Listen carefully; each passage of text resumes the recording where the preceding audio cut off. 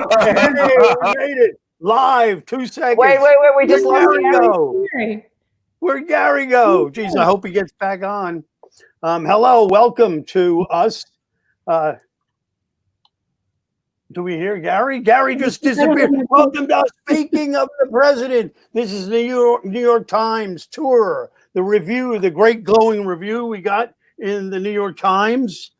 This section, which is a really good cover, for what we're living in right now. I thought it was a top cover, and the review is in here. We'll get to that in a little while. And right now we have, hey, there's Gary. So let's get Gary back up here with S.J. Rozan. Yeah, I got Mariana Evans. I got booted out somehow. Yeah, I'm back. No, you're kidding me. Who would do that? I don't know. Yeah, really. All right. So got to be somebody who doesn't know you, Gary. Right. And Gary Phillips. Look at this lineup. There we go. These are, and we've all, we're bringing the Faking of the President to you, and our New York Times book review tour. And we're just going to have some fun, discussing things. I mean, how much fun, we have fun together. It's interesting times, strange times, hard times we're in right now. And, through all of our times of the presidents, we wrote stories about, and, nobody was perfect, and nobody was close to perfect. And I think in a lot of ways we could find ways to topple every statue right now, especially, the people we're, representing in our stories. Mine, forget about Trump. Let's hope they don't build any. If they do, they're to throw like the bozo. You throw the baseball and he sinks right away. That's about the best he deserves in our future, as far as I'm concerned. And that's a good point. So we have Mariana and Gary and SJ with us, and we'll be talking about our days right now, what we're living. And we'll be talking about the book and our stories, and maybe reading a little something from the stories if we see fit. And we're celebrating a great review in the New York Times. We just, really love the work we did. And I was going to talk to us with 6, but even 4 I will, because Gary, first of all, is my VP. You know what I mean? On the project. We've been talking to each other, like we're cabinet members, and I'm the president. But I mean, so what? But Gary is my VP, and I'm sorry. And that's it. That's right. He was the point man. I'm sorry that he's the VP. Yeah. You were the man on Obama Inheritance, and we talked about this project at the beginning, and you were in right away, and you were very helpful to me to get a good diverse cast of people. The thing about being president, Peter, is we might have to topple your statue. Well, exactly. Exactly. I want that, because you got to carry on. We're in such turmoil right now. With the pandemic. Come on. I mean, 100 years ago we had something like this. Your man was in office. Woodrow Wilson, Mariana. We'll get to talking about, but he was not. And I believe he had influenza before the events of my story. So yeah. Yeah. And is that what he died of, you think, or no? He had it before the stroke. He got through it. Huh? He got through the flu, and then he had a stroke in office, and the citizens were not told about the stroke, and they were not told his condition. Even the cabinet was not told. Oh, wow. Condition. That his wife was the go-between, and the cabinet kept going, "President, where's the president?"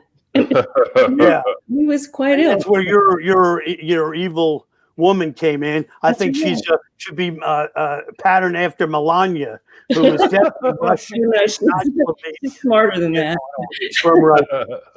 Anyhow, and it's funny that you're right. I don't know if you all see the same thing as I do, but right below you, like in the Brady Bunch, is SJ, whose president is FDR, who also hid his infirmary, for many years. Yeah, he did. He would get up on those crutches, which was painful and difficult for him, and he'd walk with the crutches, and then he'd give the crutches to an aide as though he could really stand, and he'd deliver whatever speech it was, holding on to that podium for dear life, he was much more infirm than he let it appear. And it was really impressive as all hell, but he really thought as a physical representation that the country would not follow him if they thought there was something wrong with him. No, he had probably, he was probably right at the time. I mean, he won all 4 of his elections by none of the other 4 candidates passed 100 electoral delegates at all. Never went over 100, all 4 of those elections, and he won the popular vote, I think, by 55%. He was a hell of a politician. Yeah. Yes, he was. Really was, in terms of knowing where the power was and whom you had to do what with and to, and he was a master at that. 2 things I found out today is 7 of the 9 justices were his. But of course, he was in for a long time, but 7 of 9, that's pretty good. We're glad that the big Trumpster didn't do that. We would be in big trouble. I mean, we are in count big your chickens yet. Don't count Really, those chickens yeah. yet. Yeah, that's not really. Yeah. You know, Well, I what figure if we could do they do in the impeach him, theater? Twee. Right. if we could just impeach him and Pence or get him out of the way, turn their backs for 5 minutes, get Pelosi in there, and put Merrick Garland and Obama on the Supreme Court. You know what hit them. Peter, and now we're talking. 97 days, Peter. Yeah, 97 days. I know. And in 10, there's the Boogaloo boys are going to start shooting. You don't know what's going on right now. We're ready for Fort Sumter any day. The way it's looking. I don't know if they're capable of it, but I don't know if they're smart enough for Fort Sumter. It isn't saying much. You got a guy with a cannon going, "What do I do? What do I do?" And these guys aren't that smart. Gary, we've got Clinton with you, who's more known for his own frailties. His sexual prowess. Gary, you're not laughing. I'm glad that Peter said it. I didn't say it. I mean, I didn't even say that in the story. I never. In fact, I blame his that way. I blame his his junk for the shape we're in now. As much. No. That's not fair. At least, first of all, apparently Clinton had junk. That's right. Yeah. Unlike LBJ, who had real junk. Yes, he did. Oh, did he? I didn't know that. That's what he said. That's all he did was. I never thought about LBJ's junk. I don't know. We're getting a little too personal here. Maybe. Yeah. Are we going to sit here and talk about the president's junk? No, just Clinton. You can't miss out on it because I don't think that. We would be in the position today of this, alt-right that became, just complete white supremacy, leaning in that direction with as much energy and backing right now, if it weren't for them going up against him at that time and just saying how terrible it was. And they wanted to get this power saying whatever they wanted at that time. And it hasn't been put in any control or, anything since then, but keep in mind, it's Reagan who gets rid of the fairness doctrine. And once the fairness doctrine goes out the window, that opens the door for, fixed news to come along. Right. And yeah. No, I definitely blame Reagan. Don't get me started with him. Slowly I turn, step by step.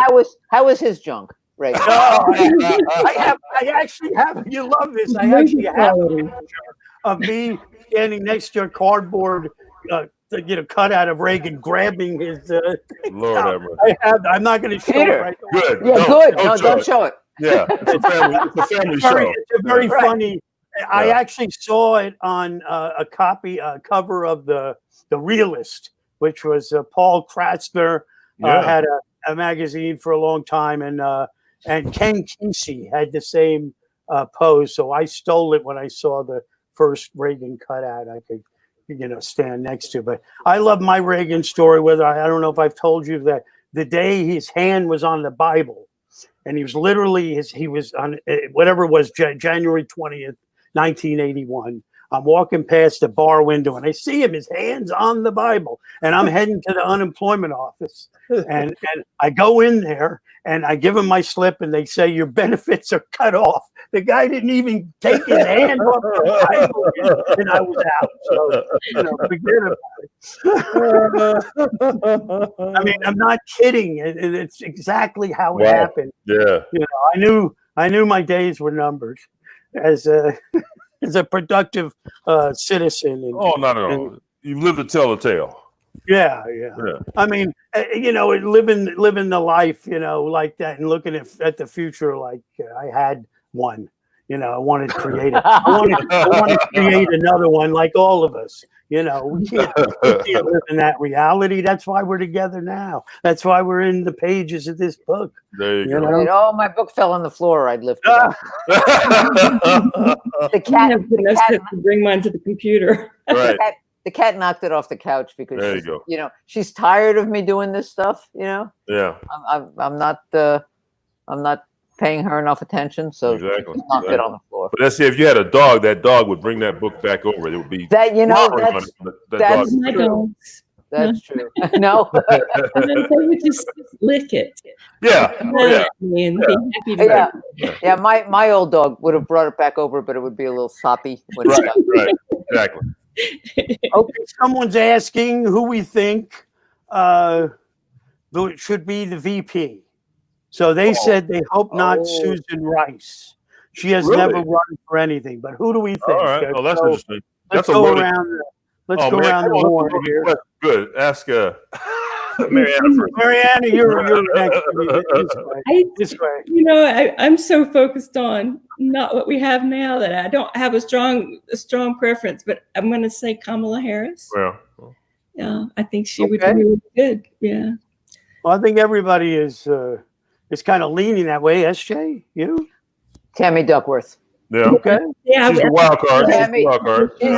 She's got everything, and she is unbelievably both articulate and cool. Yeah. She can take you apart, just without breaking a sweat. There you go. You cannot intimidate. You can't intimidate a pilot who's lost her legs and had a baby and nursed it on the Senate floor. There's nothing you can do to scare this woman. Yeah, and even if you try to intimidate her, you look so bad. Right. Yeah. No, I think she is fabulous, and she could step easily into the presidential slot if she had to. That's a good rationale. That's a good rationale. I got nothing against Harris, but I think Duckworth. Yeah. Well, all right. So just to give a third opinion, just to make it totally, well, then you got to give one, Peter. Okay. And only because I've known her way before she got to Congress. My old buddy Karen Bass. She's actually my congressperson now, but I've known her from way back in the days of community organizing when she started this community group that's still around now. And man, she's just again she's sharp. She's on it. What can I say? I mean, among these picks, I mean, you can't go wrong. But her name only just started to come up. It's interesting. Yeah, that's right. And I had to look her up because I really wasn't all that familiar with her. But I would. I mean, that would work for me. Yeah. What about you? I mean, I hate to lose, any of these seats, but I don't think we would to the other side. I think that we would fill them with. Oh, you mean any of the seats? Duckworth's and and I've felt this way since the beginning. Is Michelle Obama? I said, put her in there, man. She'd be fabulous, but she's not interested. Yeah. I know that. I mean, that's still my pick. I mean, I would sit down and go, Michelle, listen to me. Come on. that would be fabulous if he came out on what is his deadline, August 1st, and said, "All right, guys, here's the deal." Yeah. That would be. I know. I'm a delusional idealist. So the other thing I'd like to see him do, though, once he announces the vice president, is at the same press conference announce a cabinet. Yeah. If elected, I will, Right. And then that will satisfy the people who are sad that their candidate didn't get to be vice president. Yeah. That's good. That's good. Well, you know, it's interesting that you say that. I was watching whatever I was watching the other day on it. I guess it was MSNBC, and they had Michael Moore on there. And Michael Moore, to his credit, back in 2016, and they showed the clip. Oh, I know what it was. Joy Reid has a new show on MSNBC. That's right. That's right. The readout. The readout. There you go. And so anyway, they were showing a clip from 2016 when both Joy Reid and Michael Moore were on Bill Maher's show. And Michael Moore said then, this is before the election, right? He said then that Trump would win. He got a big round of boos, but he pointed out why, right? The Midwest, et cetera, et cetera, et cetera. And of course, he proved out to be correct. So this time around, you know, he was saying, yes, he says, you know, we shouldn't count our chickens before they hatch. I think Biden should be able to get it. But that wasn't even the point I was going to. I was going to the point you had just talked about, which is to say that wait a minute, what was the point you just talked about? Come on, SJ. I said he should announce a cabinet. That's what it was. Now, thank you. Bring me back to my thought. Bring the old man back to his thought. What was it again, Grandpa? Okay, which was to say, Michael Moore said that that's exactly what Biden should be doing now. He should be acting presidential now. Absolutely. To your point, exactly. He should announce his cabinet. He should act as if I've already got the gig. I'm like the shadow, president. And exactly. Right. That's it. Well, shadow president is exactly the correct. He did that at John Lewis's funeral. Yeah. He went and he went up to the casket as though he had, a special connection. Yes. And I thought, boy, any other president we've ever had, no matter what a pig he was inside, would have been there. Right. Because it was the right. It was. That's right. It's the right moral thing to do, but it's also the right political thing to do. Evidence to them that it was the right thing to do. I just don't understand. How could he not show up? How could he not say anything? He never even said anything, did he? No. He did. He tweeted out something Did he after tweet? a while. After about 20 hours or whatever it was. It was a long time of stupid tweets before he did it. That's right. Yeah, he had like 30 others about. Somebody took the phone and tweeted out. Right. Man, woman, screaming. And elephant. No, elephant's not in there. Whatever. Yeah. That's it. All right. Well, we can continue our round robin. We've only been going 17 minutes. I mean, it's been a very breezy, easy 17 minutes, I think, to just enjoy. And so we've attacked each of our presidents. We're going to topple their statues. In fact, I was going to pitch my friend at Radhika Jones at Vanity Fair about doing a feature on us. And all of us toppling the statues of the president in the book. So hold on, I got to turn on one of the banners because hopefully we can sell a book if someone's here. I'm going to turn on a banner before you guys. There's our By the Faking of the President. Right there under Gary and SJ. That's our shop, and you can go right there and purchase a copy. And you could also get an ebook if you like. Whatever you like.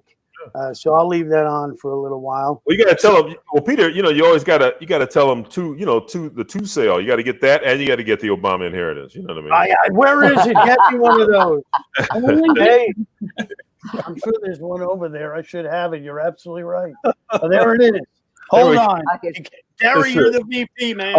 Always be closing, baby. And next year, the pandemic anthology. Right. Exactly. Oh, I didn't mean to make him go off screen. And you got to get the Obama here. I got one this way, Gary. Yeah. Great. Well, guys, how could I be so disrespectful? My number 2 guy. Oh my God! There you go. There it is. There it is, baby. I gotta put my ears on. There you go. Nice. Very good. Oh my Lord. Oh Lordy. That's it. What a great start this was between Gary and I. Yeah, here we go. You get faking and you got the Obama here. Between the president and the vice president, right? Mariana, you sure we want to be in this cabinet? What are our roles? Do we get to pick? I know. Yeah. Go ahead. You can buy both. Myself. There you go. If you write to me later, I'll work out a deal for 2 for 1. Now you're talking, Peter. Now you're talking. Now you're rolling. Now you're rolling. I want to be the Secretary of Science. Okay, you're in. That's what I was going to ask. That's where I was going before. That Gary got stuck in that. But let's say, Gary, that you weren't the VP. Which department would you feel most adept at running? Or most out of my depth. No, most adept. Adept. Oh, okay. No, isn't there like a no? There is no minister of propaganda. Sure there is now. Right. If I'm in control, They don't call them that. They don't call him that. No, they don't call him that. That's right. That's Stephen Miller. You're the Stephen Miller. God. Oh, Lord. Oh no. Woo. Oh Lord, it's true. Oh, No, but what about culture? I mean, yeah, there you go. Yeah, something arts, like that. literature, culture. Gary could be in charge of that. I got something like that. Whatever job I could be, like sort of listening to jazz at my desk. Every once in a while, I got to show up for something. That'd be perfect. How about the Secretary of Jazz? I go for That's that. it, baby. That's it. Now you're talking. Wait. We need to improvise. We need to take those melodies that were created in the past, and we've got to go in other places with them. And we can't keep listening. That's deep. That's Whoa, that's good. Yeah. It is good. That's good. That's what we're doing, right? And that's what we're going to do. That's right. That's it. All right. So, Mariana, what do you think? Which You have to be education, right? I want to do education. I want to clean that up. It's absolutely right now. All right. Get somebody that knows what they're doing. Lord. She's probably standing there. You know, she's standing there in these, more rural, maybe even northern or Midwestern areas, and getting 18-year-olds coming out and putting them in the Blackwater uniform and sending them out. That's her Department of Education. It's like I would nothing as a teacher in New York, so I'm very close to my heart. Nothing would surprise me this woman would do. Nothing. Not a thing. You know, she's at the core of evil. So we want to switch you right now. I'm better than that. That's my campaign, not the core of evil. That's right. Very good. Excellent. There was a meme going around where you were running for president, and your so it would be Evans 2020, and your slogan would be the last sentence in the last tweet you sent. and so mine was Rozan 2020. We need coffee. So think about that. There you go. All right, I'll check my tweets. Right. Check my tweets. Okay, well, what I'm going to do is I'm going to take Mariana. We're going to go in order of our presidents in chronological order. So we'll have Mariana, SJ, and then you, Gary, with Clinton, and then I don't know if I'll read Trump. I might just read our review or something. It's okay. We're here. We're having a good time. SJ, you were with me on the New York primary day, right? It was very nice, intimate time, 4 people. I'm enjoying it. I'm a little worried about those other 2 people. Well, I think they are, but I think probably Abby was, had an eye thing that I kind of mixed up. And then we didn't even talk about poor Kate Flora, who yesterday. Oh my God in heaven! She was in. Did you hear about this? It was unbelievable, and it's like I've been to her house in Bailey Island. This is in the middle of nowhere. You're driving on this road. The audience doesn't know what happened. Peter, so I'm going to tell. So here she lives in Bailey, or I don't want to say Maine, in a small town. People have been looking for Kate Flora for a burger. Right. Anyhow, so and right next door, or right in the 2 houses over, a woman was out swimming in the Sound, and a shark killed her, ate her, and took a chunk out of her, and she, I guess, didn't make it. And Kate had been swimming that day. So, that's just wild. I had always swum in those waters, and there were never sharks there. No, This is unheard Maine. Yeah. They Maine. said 200 years since an actual attack, or like almost 200 years, maybe 185. Wow. So give or Wow. Isn't that awful? take. Oh, it's unbelievable. And then that's go ahead. No, No, I was going to say that's got to be global warming because what is a shark doing up there? You know, I was unless up the there water last has gotten year, warm and they enough. had a shark sighting nearby, and they closed all the beaches. Oh wow. It was also unheard of. Wow. But her birthday is tomorrow, so we'll all wish her a happy birthday. Kate, happy birthday, Kate. And she didn't get eaten, so we're happy about that. But Yeah. poor woman who did. Yeah. You know, oh boy, so close. That's just insane. So anyhow, what I was thinking is maybe I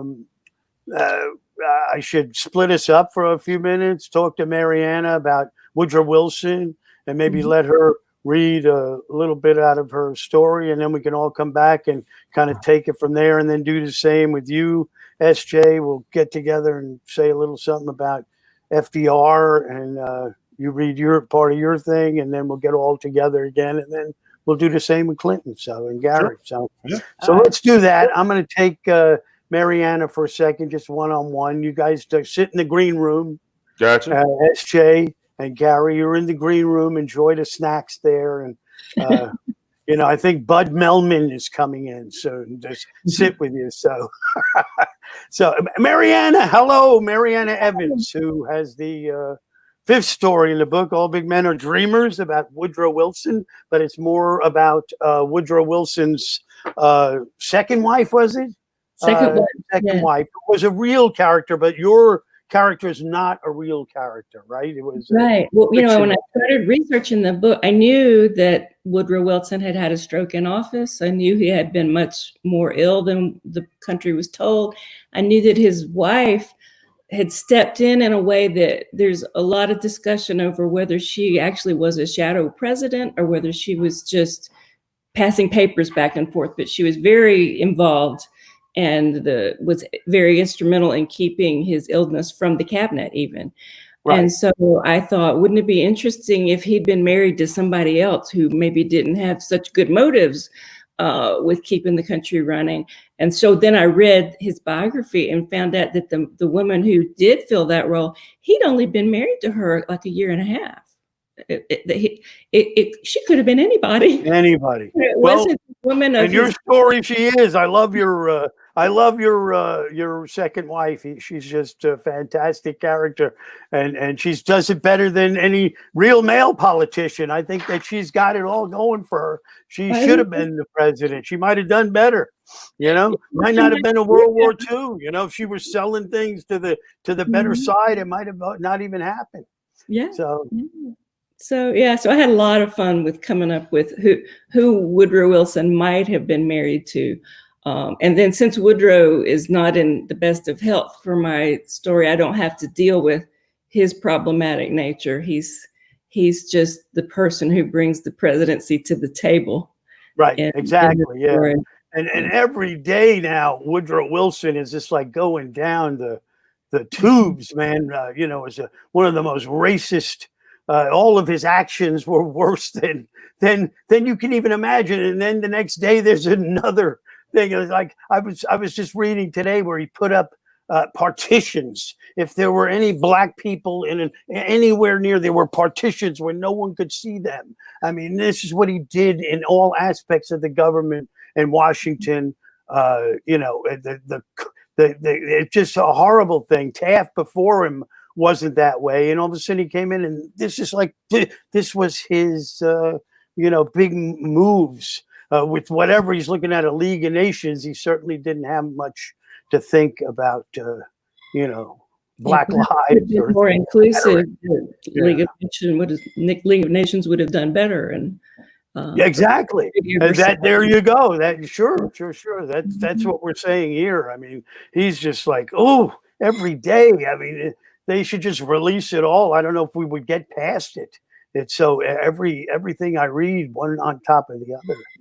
And it was all during that time of, say, Tulsa, and the things that were happening in those environments, he was responsible. It's just like right now, what we're seeing, the Black Lives Not Mattering, is because the man in the office doesn't pay heed a second that a Black Lives Matters. You know, he's we're allowing this. I don't know. 100 years later. Yeah. So I love your story though, and I love the woman you put in charge, and she is the perfect woman of not because of any feminine mystique or or how she looks or anything, but just how her mind works and how she survives in the world. I mean, you take Amata Hari at that time; she was a very famous person who played a lot of sides. You know, she was didn't make it in the end, but I don't think any of us do. So I think your character was just a really strong female character, and also a good twist and just everything. So power to you, and keep up the good work. And if you want to read a little bit of your story, do we have time? Sure. I mean, sure we do. Yeah. Read a few pages. Okay, good. I'm going to go off the screen and go hang out in the green room with the guys. We're going to have some chips and smoke some cigars. Okay. Just save a cigar for me. All right. Okay. All big men are dreamers. We grow great by dreams. All big men are dreamers. Woodrow Wilson said that. I cannot deny my pleasure in seeing Mrs. Wilson after being so long parted. She is not my patient, although her husband has been in my care throughout his presidential term.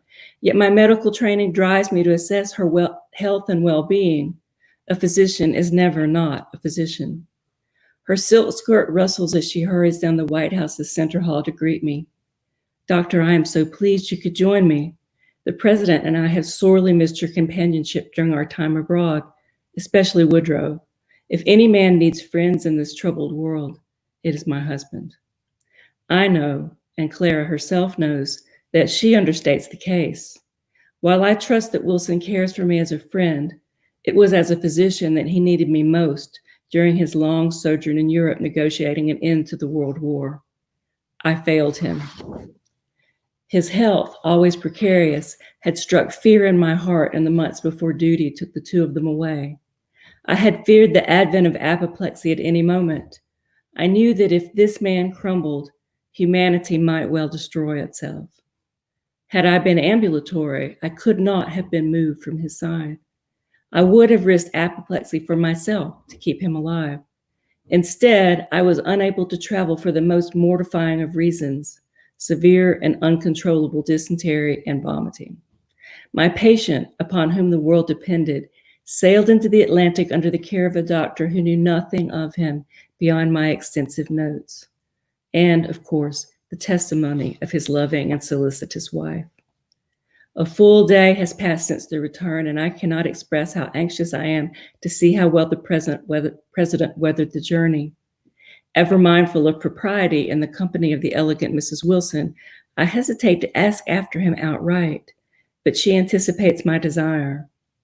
My husband is resting after so many days aboard ship, but he has expressed his wish to see you soon. She opens her mouth to say more, then closes it.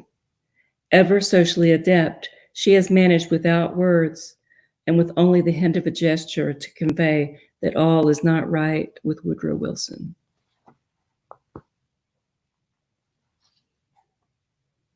So all right, Mariana, way to go.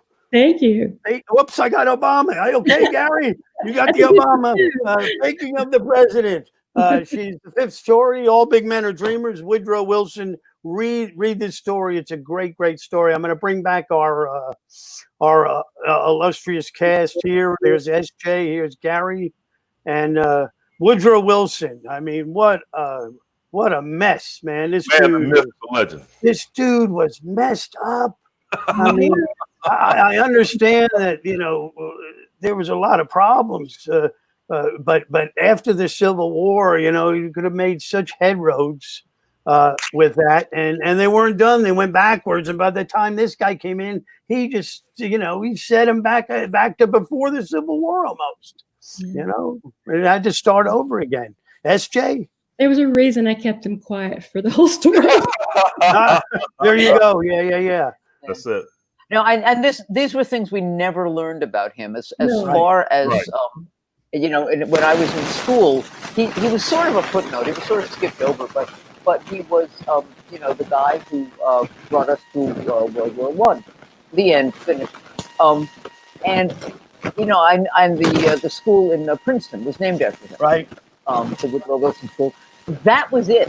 You know, his racism is complete news to anybody who was educated when I was, and I had a good education. You know, news to anybody that was educated when I was. It's all just learning so much. yeah. It's just so he's, you know, he actually is one of the presidents who falls farthest, I think, when you learn the reality. Mm-hmm. I agree. Well, he had a couple of years in World War I that, you know, we certainly helped going over there, winning in the trenches, but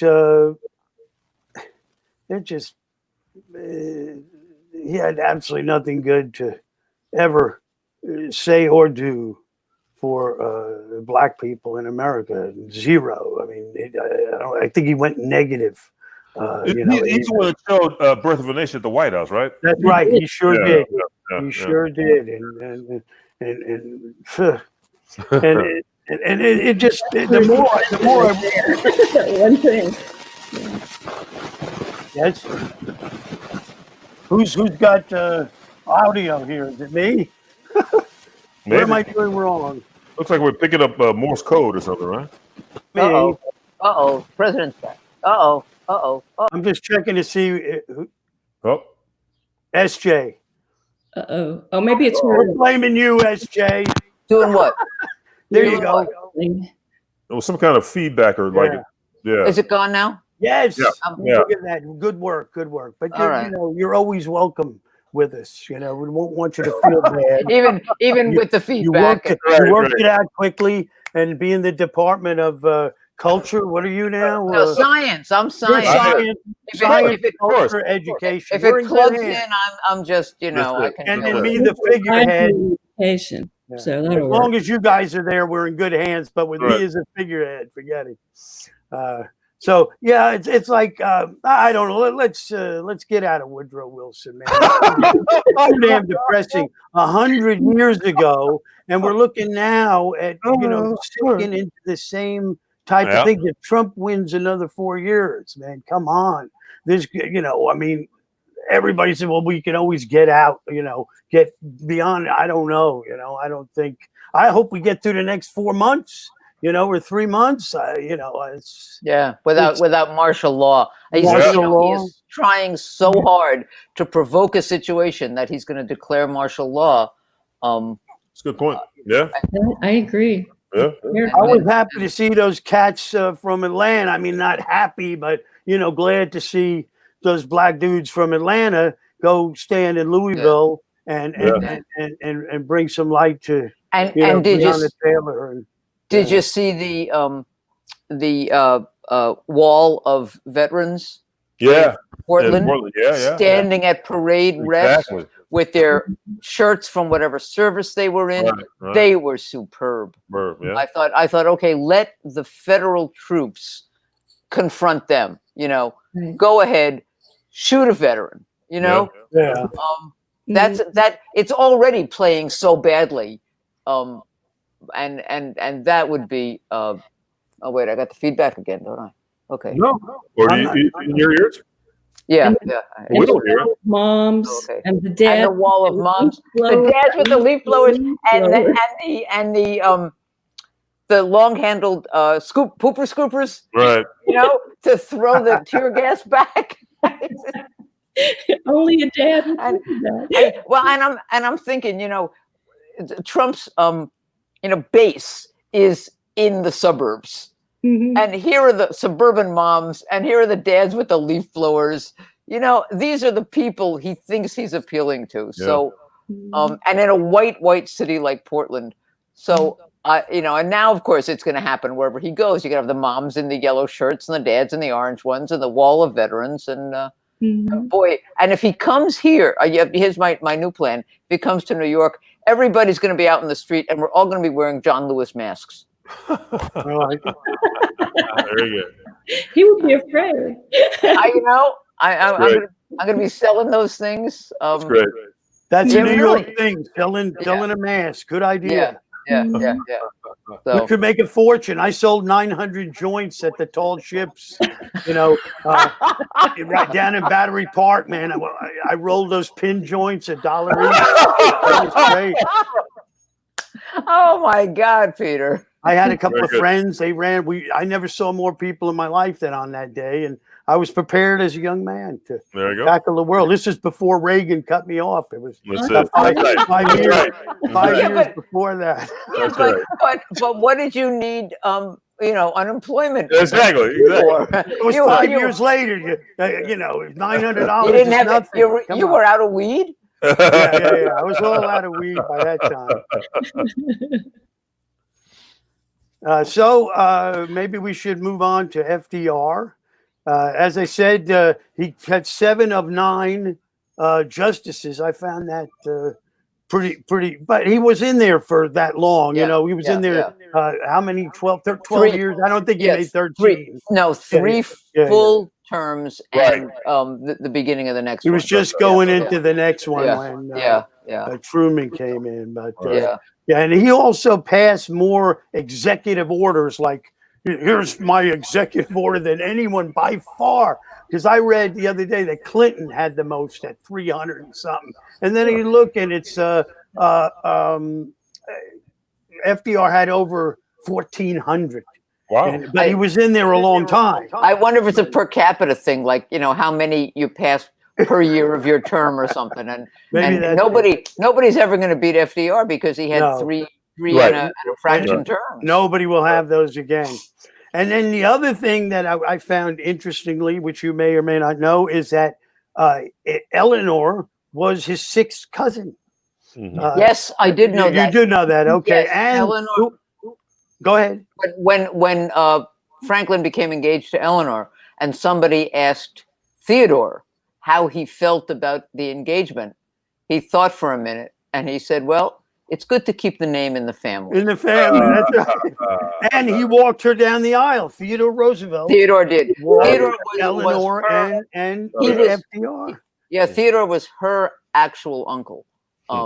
Right. The Roosevelt, the Franklin side of the family was farther away, but she was pretty close to Theodore. Theodore was another, total nightmare in many ways. And one of the reasons I'm defending Franklin a little bit, but Franklin was a great guy in many ways. One of the reasons he was such a hard fighter and he went into the whole polio thing the way he did was because he so admired Theodore. And he wanted to be as tough as the guy who, rode up San Juan Hill. And he was gonna do that. And it's one of the things that enabled him to get as far as he did. So, you can't too much argue with that. Although Theodore, as I say, he was problematic. So I'm going to take SJ and talk for a second, and then you can read. So Gary and Mariana, you're going to go into the cigar's waiting for you there. Mariana, I left some cohibas. I brought them back from Havana last time. That's so, it. They're good. All right, so we'll see you in a minute, guys. And SJ, where's my FDR? See if there's anything else here that's fun that we can talk about. He also said he was related to 10 other presidents. His lineage. FDR said that? Yeah. 10 other presidents. Well, 2 of them must have been the Adamses, but probably yes. And then of course Teddy. So that's 3. So there's 11 total. How many presidents had there been up to him? I know. What was he? 32, I think. I think he was 32. He really claimed to be related to 10 of them. They were 11 with Teddy. All right, I gotta look that up because that sounds bogus to me. I know. I wouldn't believe it either, but it says he did say that. And he did try to raise the Supreme Court to 15, but nobody would buy it. And he, you know, he got us off the gold standard. Nobody could own gold, right, in the country. Nobody could own except for jewelry or a special coin. Right. You could not But own a piece of gold. Bars of gold. Yeah. Yeah. Or any, you know, anything like that. Couldn't. Yeah. Doubloons was still okay if you You could collect coins. Yeah. Maybe a lot of people got around that. And then he had his 90, or he had 100%. He didn't want anyone to earn over $25,000. Maybe he had a point, you know, as long as he stayed in that bracket too. Maybe I doubt that he would keep himself in that bracket. Well, you know, earn and own are different. You know, all these guys, and even today, you know, this is what you call unearned income. You know, they live on they live on their investments and their real estate and what their parents gave them. So, you know, not earning over $25,000 is fine if everybody doesn't take in more than $25,000, including from your investments and your real estate and stuff. But that would not have been the case. Mm-hmm. All right. Okay, so you want to read from your story? It's called Mother of Exiles. Sure. And, it's about. Well, explain. You want to set it up? Yeah, at all? I'll explain. I'll explain. I'll leave you. I'll leave you to the audience. All right, go have a cohiba. Right. I'm going back to the cigar. Yeah. Okay. So the story is called Mother of Exiles, which is what Emma Lazarus calls the Statue of Liberty in the poem On the Statue's Base.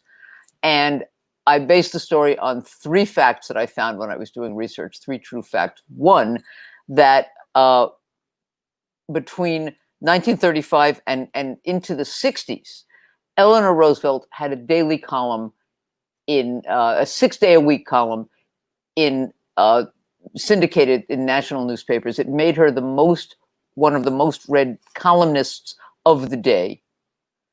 2, her interest in human rights was deep and overriding, deeper actually than Franklin's, because he was a politician and human rights was to him just one of the things you had to deal with. And 3, when Eleanor and Franklin were apart, they often communicated by telegram.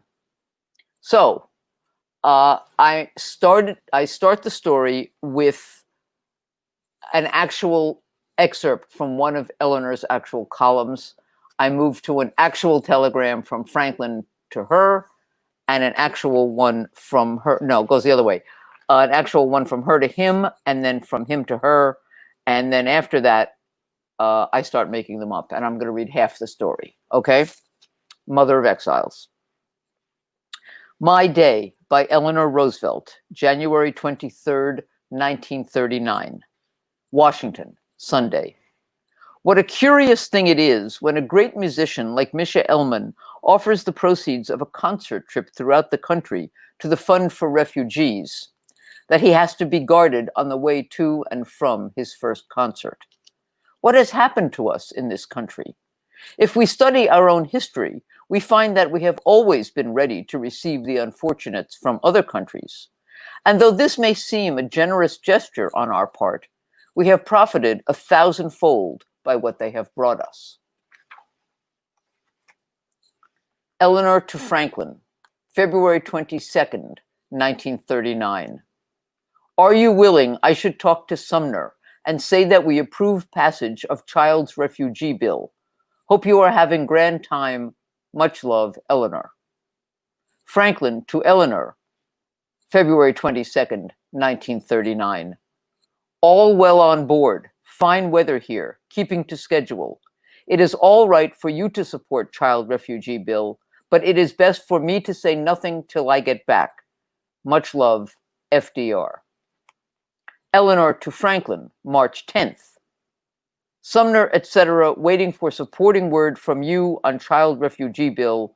European situation worsening daily. Much love, Eleanor. Franklin to Eleanor, March 11th.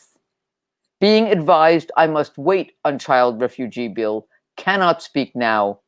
Much love, FDR. Eleanor to Franklin, April 19. Will you speak on child refugee bill soon? Looking here like support is weakening. Much love, Eleanor. Franklin to Eleanor, April 19th. Cannot right now speak on child refugee bill. People are worried. Floodgates, etc. Must wait. Much love, FDR. Eleanor to Franklin, May 20. Reports out of Europe dark. People being beaten, being shot.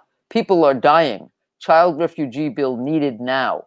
Much love, Eleanor. Franklin to Eleanor, May 21st.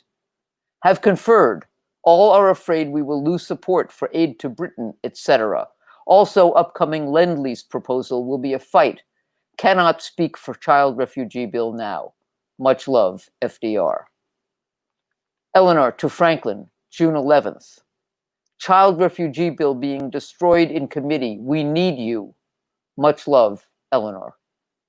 Franklin to Eleanor, June 11th. I'm sorry, all are saying I cannot speak for this bill. Too little to gain, too much at stake. Much love, FDR.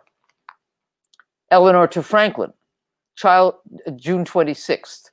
Child refugee bill has been gutted. Will not matter even if passes. People getting desperate. Situation worsening. Hair H getting bolder. What to do? Much love, Eleanor. Franklin to Eleanor, June 26th. Appeal to ICR. Much love, Franklin. Eleanor to Franklin, June 27th. How to appeal to ICR. They have no funds. Reports from Europe say Hair H watching US closely, wants Germany, quote, cleansed, end quote. Not just Jews, also Catholics, atheists, gypsies, homosexuals. If no country will have them, I fear what we can expect of him. Much love, Eleanor. Franklin to Eleanor, June 27th. I understand, situation terrible as you say, but my hands are tied. Much love, FDR. Eleanor to Franklin, June 28th. Mine are not. Much love, Eleanor. All And right, SJ, way to go. That's it. Only in my heart, but would that she had done it. The Faking of the President, Mother of Exiles, S.J. Rozan. Yay! But I'm going to put the banner back up. I can't get the light right. Okay, there it goes. And let's bring up the Cohiba team, the cabinet. Here's Carrie, Mariana. So we're all back together again. FDR, we had so much power for so long, and they passed a law pretty quickly after that saying you couldn't do that again. Yeah. And what do you think are the most detrimental things to that happening? Is at that moment, forget about now, but let's say at that moment leading up to. Wait, what's the having a third term and a fourth term, having that door open up to being able to be that powerful to continue to run, whereas they passed a law right after he passed, that you could only have 2 terms and that was it. I think that because it was allowed then, it was actually the right thing to do. Right. He was, we at that moment, he was desperately needed. The country needed to unite, or we never would have gotten into the war. And that was I don't like anything about any war, but that was a war that had to be had. Mm-hmm. Partly because they screwed up the whole lead-in. There were things that could have been done in the 30s that would have prevented the war from happening, would have obviated the need for the war, but they didn't. And if he had not been able to be the wartime president, I am not sure that war would have been won. by the good guys. It would have obviously been won by somebody, but not Well, by probably good the guys. Russians would have Yeah. made out a lot better because they would have probably still Yeah. taken the Nazis. But Yeah. I was reading somewhere whether or not it's true that his whole team was infested with Russians, probably worse than and that's how the Russians got the atomic bomb through because of FDR's had big holes in his security there. So I had not I don't read know. that. Yeah, I had, Maybe but it true. sounds good. I like the sound Yeah. of it. What do you think, Gary? It sounds damn good. Yeah, it sounds good. We can write something about a fictional account of that. Exactly. But they say anything now, and it's like Trump right now. If you call him a liar, if you say a hypocrite, these words just don't mean anything anymore. We got to come up with better things that just don't stick. And they don't carry it. Have empathy or a conscience. It doesn't doesn't really Yeah. matter. Yeah. One of our attendees said, "No one is pure. Stop demanding purity and fight against Trump." There you go. That's it. I'll go with that. Exactly. All right. Okay. And you guys, what do you think, FDR? Well, he sold out black labor in the South. I mean, in terms of capitulating to the Dixiecrats in terms of what they didn't call again, who didn't, Right. But in terms of when they pass a lot of the WPA stuff, where it left out, I think maids, house workers, and workers on the farm, and that was specifically a nod to the South. Mm-hmm. Yeah. And there were black WPA workers, but they were segregated. They had their own jobs, their own camps, and it was. Well, they were segregated in the army too, and he didn't. Didn't bother him a bit. Yeah. No, it didn't. Or it might have. And the interesting thing about this story is that business, although most of those telegrams I wrote, that argument, the child refugee bill, he would not speak out for it because he found it politically difficult. And so, for all we know, he would rather have integrated the army, but he knew it was not going to be a good idea, and he was going for other things. And he was. If he did, what happened? Hello, who said that? Gary's getting a little. Gary, you're kind of going in and out. I was good. Can you hear? Let me take him off and put him back on. Am I getting fuzzy? Yeah. There we go. There we go. You're gonna reboot me. No, I was just saying that FDR did, though.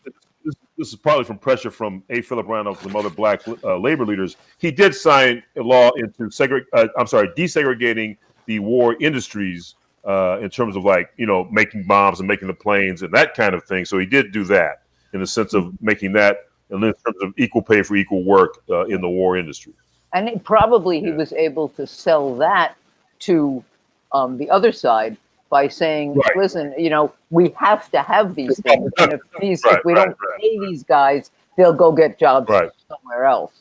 So he was able to put a practical spin on it. I think it was 1948 when Truman desegregated the army in 1948. That was just like a law, he changed the army to. Well, it was, but I know it's only because I've been doing a little stuff around the Korean War. MacArthur didn't, when he got over to, because he was the overall general in terms of the Korean War effort, and he wasn't going to desegregate, and he didn't. But when Truman fired him, he fired him for another reason. When they fired him, and Patterson took over, Patterson desegregated the armed forces. Interesting. Somebody's going down the tubes. I got to bet on you again, Gary, because everybody else is looking pretty. Let's see. Okay. Oh no, it's SJ. I think. Oh no, it's not. It's not even moving. How can that be? Is it her cat? Does her cat jump on her computer? Am I? It's not It good was now. you that time. Now you're back. Could speak, Gary. Yeah. It's okay, Mariana.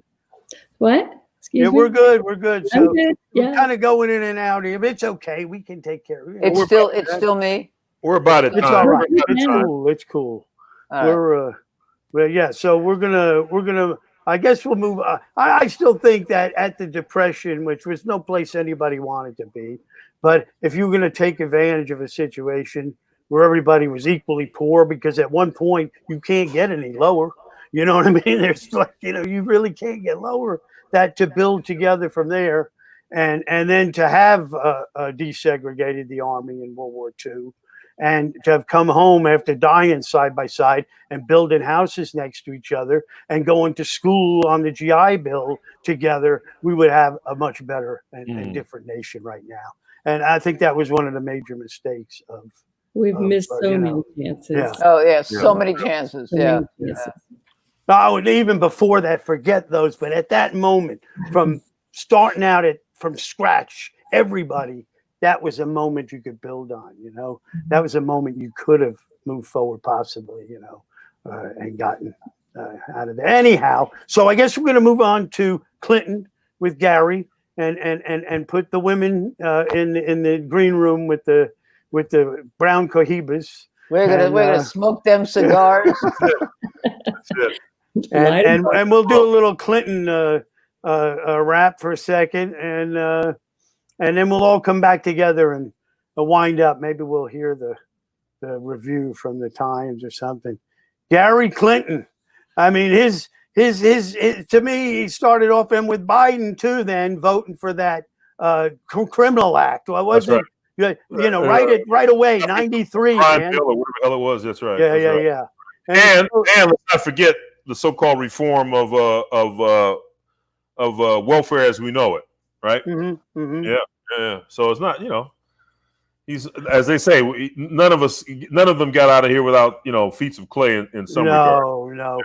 But I find his greatest, his most heinous or negligible act of leadership was with, let's say, Rwanda at the time. It was just total. It'll go away. It's no different than Trump with the COVID. I mean, it's and these are human lives at stake. 800,000 lives, close to 1 million lives, and it also adds to where we're standing now. With Black lives not mattering. And it's just.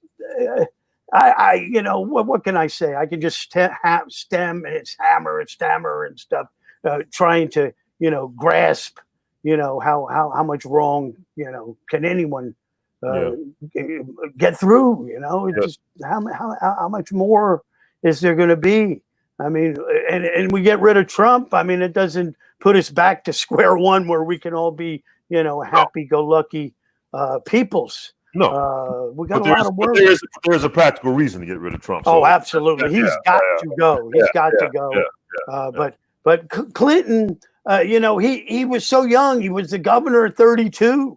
Man, the governor of a state, the youngest governor at the time. I don't know if he was the youngest governor ever, but he was definitely at that time of all the governors in all 50 states. And hasn't he been the only president who's been a Rhodes Scholar?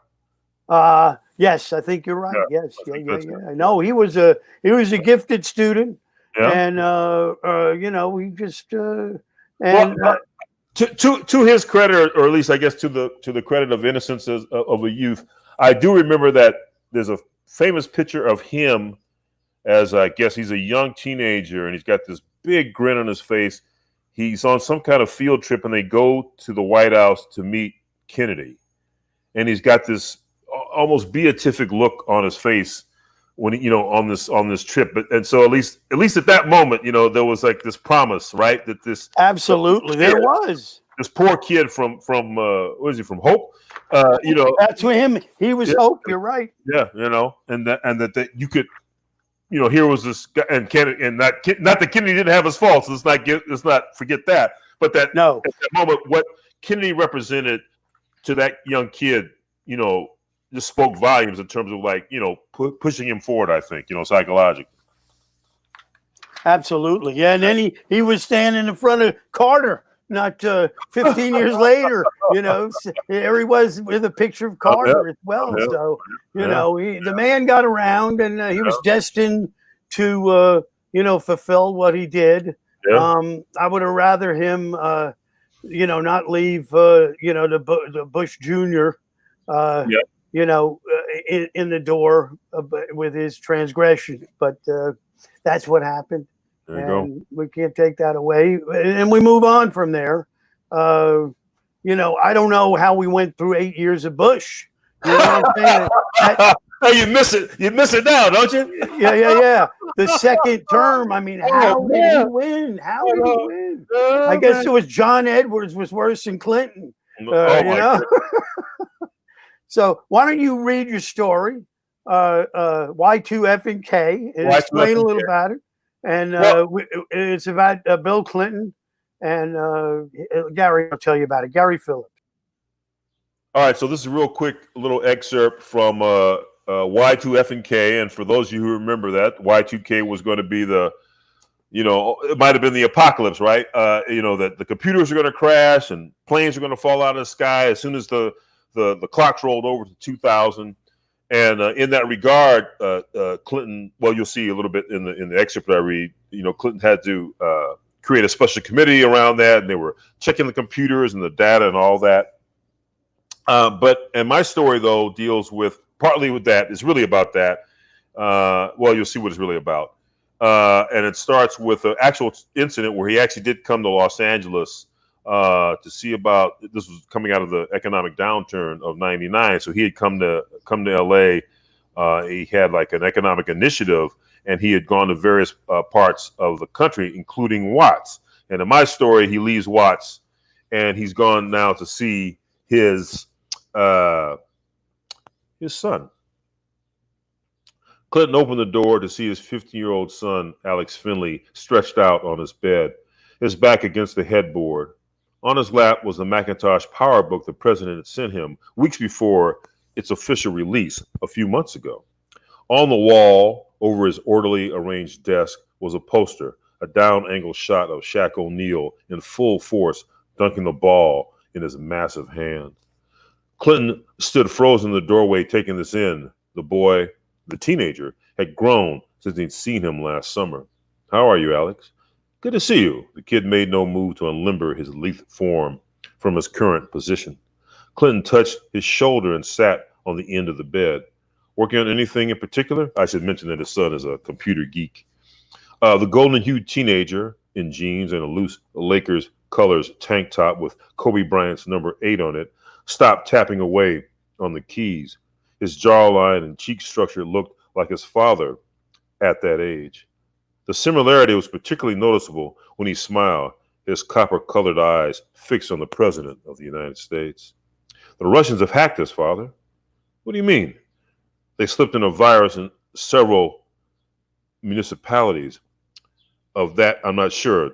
Not too long ago. Though, if I were to guess, I'd say vote tabulations." He turned the power book so as to give Clinton a look at the screen. As he opened a new window on the machine, the emails went out to people in charge of elections in a few states. He clicked one of the emails, opening a message. Clinton leaned in, having left his reading glasses back at the hotel room. The president said, "I know this official in Atlanta. I know. I saw her on the newscast with you. That's why I picked this one." The message was supposedly from Clinton's counsel on year 2000 conversion. He knew this hadn't come from that body, as the message requested passwords and so forth. "I traced this and others from out of the country. To Moscow, St. Petersburg. They're gathering addresses and phone numbers and more about voters and whatnot." Clinton said gravely, "I don't think this is Yeltsin's doing." "Wouldn't this have to come from the top?" "Maybe, but this strikes me as the work of his prime minister, the one in line to replace him." "Who's that?" "A guy named Putin. Slippery devil. Used to be their spy chief. From the reports I've read about him, this is very much in line with his type of operation. So there you go, just a little primer, a little setup for what is to come in the story Y2F and K. All right, Gary. Faking of the president. He's got the third story, right? And then he was the editor of the Obama narratives, which was a couple of years prior, 17, and this is 20. So 17, 20. And I think I'll put the banner back up since it's there we go. All right, there's the banner. Let's see who the last comment was. Somebody on this Facebook said yay to your story. So that's there, bless your heart. You got to let her. Hey, where's our fellow writers? You got to let them back in. They're coming back in. Yeah. Roundup. There's SJ. There's Mariana. Mariana, there we go. We cover the whole landmass of our country here, right? Two of us are stuck in New York, but what do you mean stuck? You get around now. You get around. If anybody gets around, SJ Rozan gets around. I get out at 5 a.m. I walk 5 miles.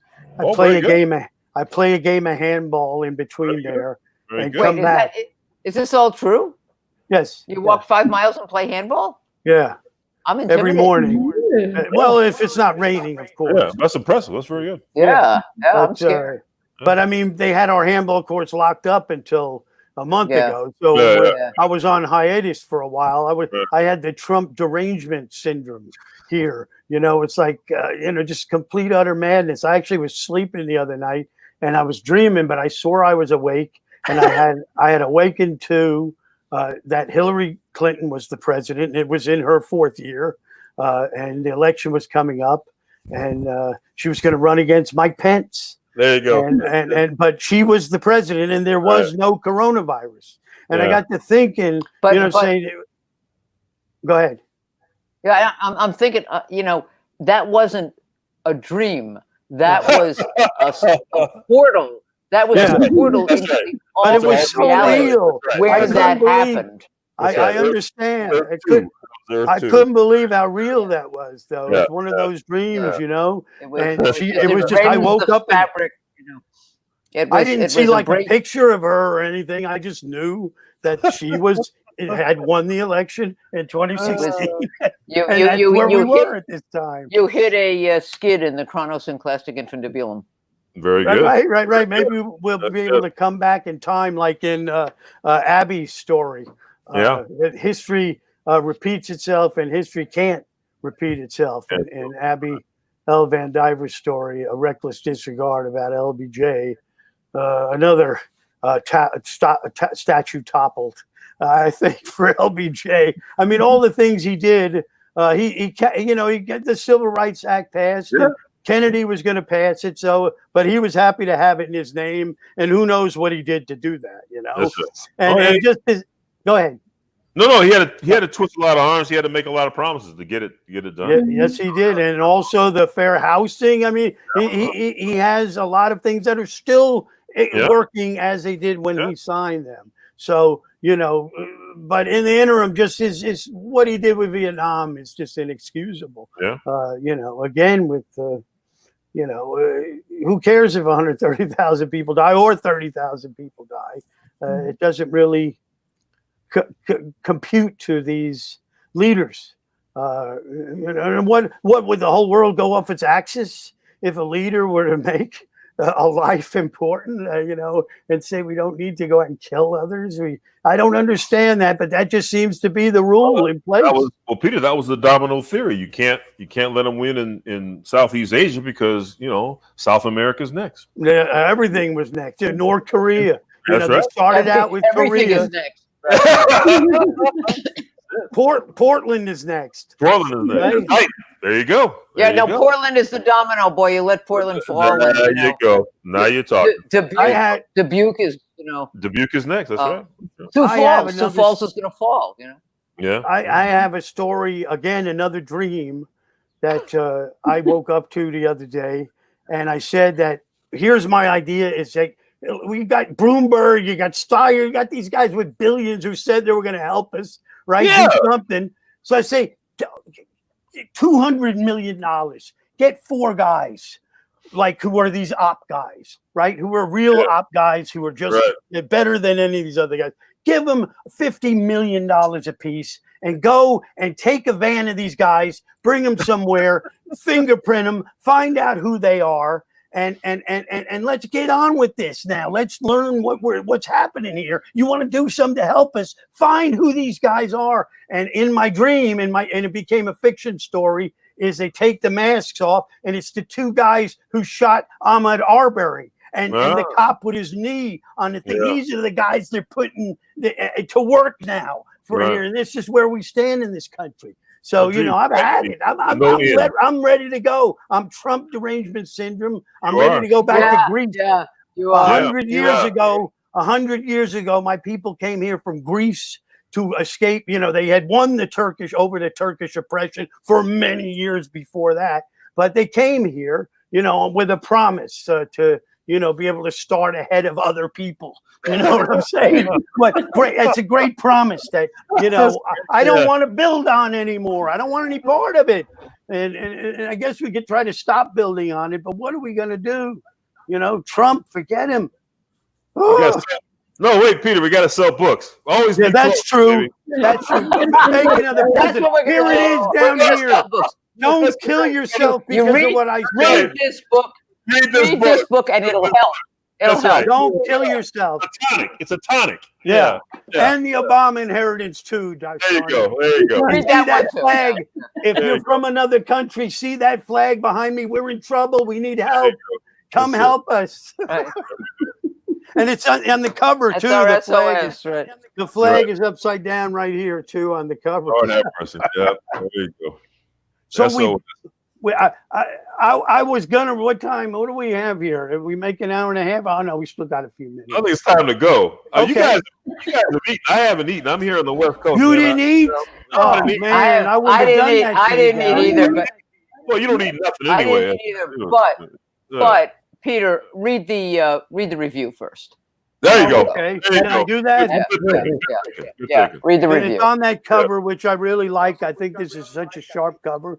And we got to also be thankful for our fellow contributor and cabinet member, S.A. Cosby, who got some review in the Times himself. I mean, I've been fighting my whole, That's right. Sean Cosby is right. All right. He's coming up. And young man on the move. Yes, he is. There's the review. There's the book cover, if you see it. No, you can't hold it down, Peter. There you go. Yeah, that's better.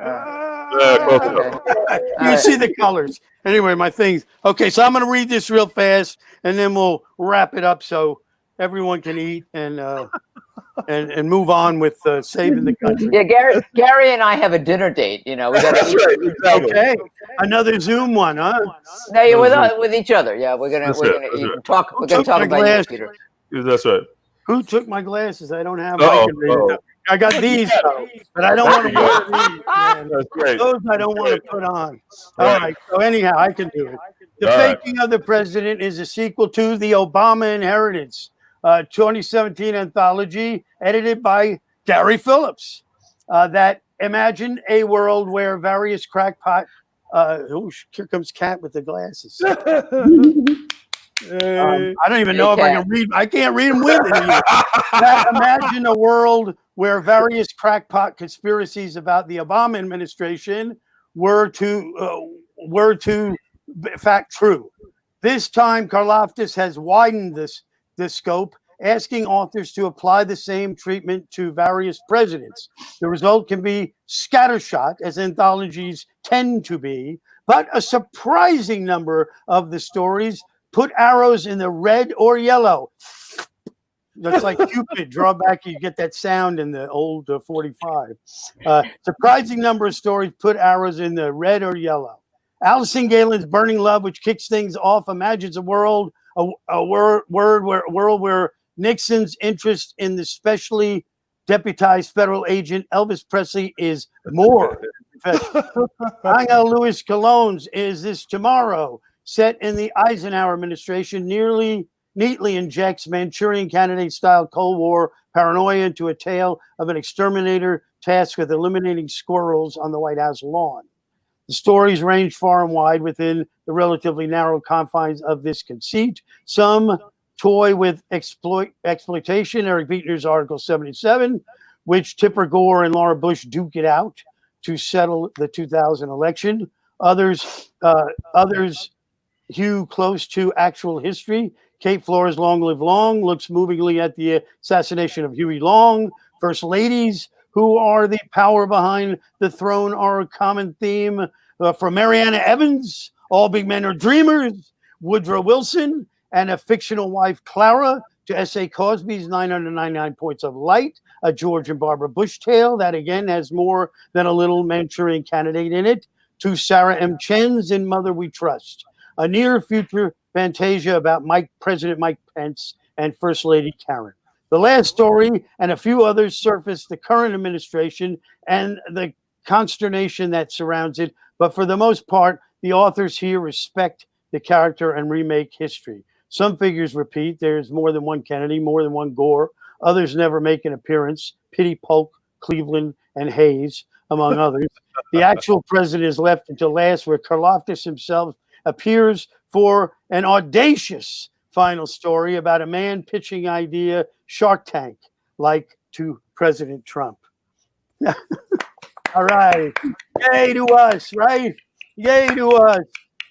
And I just wanted to say that we got a really half-assed review. It's like a kid wrote this review for summer school or something for the Portland book review of all places. Portland. Maybe she had tear gas in her eyes or something. But she wrote.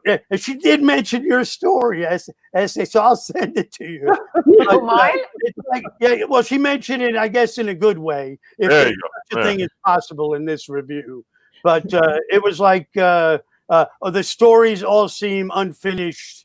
And I don't get that at all in one story, you know, and I just don't think she read them. I think she's a projector like Trump, where she didn't finish the story, so she has to write, these stories are unfinished, like it's a tweet, you know, like our big projector man, big orange projector. So I think that's just the thing going on now, because it can't, you know, the words that come out are just like, and it's also very juvenile. So, and I don't mean to come down on a that's right, man. You can't let these reviews get to you, Peter. You can't.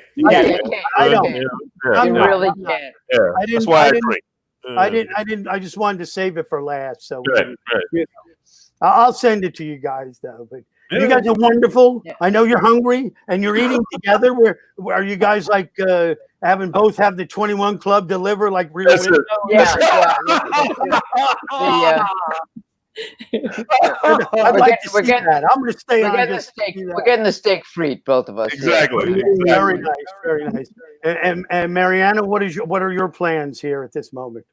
Oh, I think at this time of the night, it's going to be whatever I can just warm up. Right. Okay. Yeah, no, I'm done with my evening. Isn't there a 21 Club near you? We'll have them deliver steak. No, there's not a 21 Club, but Oklahoma City has one of those top of the skyscraper things where the oil dudes eat. And I've always wanted to go. Very cool. Yeah, there you go. Probably a good steak.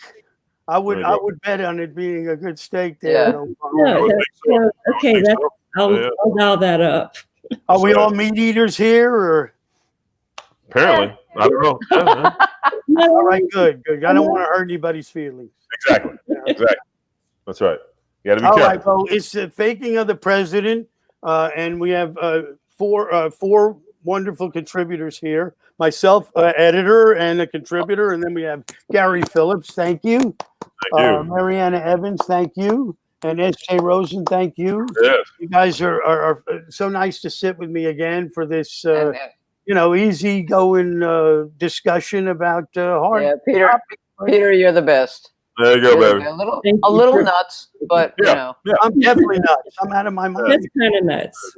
Look behind me. It's help. I need help. We're in, the flag's upside down, man. Okay. Thank you so much, guys. Thank you. Thank you, everybody, for coming. All right. All right. Be well. Broadcast. In broadcast.